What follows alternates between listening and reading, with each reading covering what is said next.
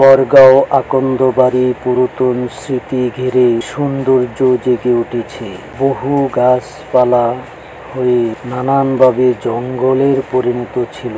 একটি মহৎ কাজের জন্য গ্রহণযোগ্য হয়ে ওঠে এলাকাটি। সকলের কাছে সৌন্দর্যটি যে লোকগুলি করেছেন তাদেরকে আন্তরিকভাবে ধন্যবাদ জানান এলাকাবাসী। পাশে একটি মসজিদ, এই মসজিদটি সৌন্দর্য আরও ফুটে উঠেছে।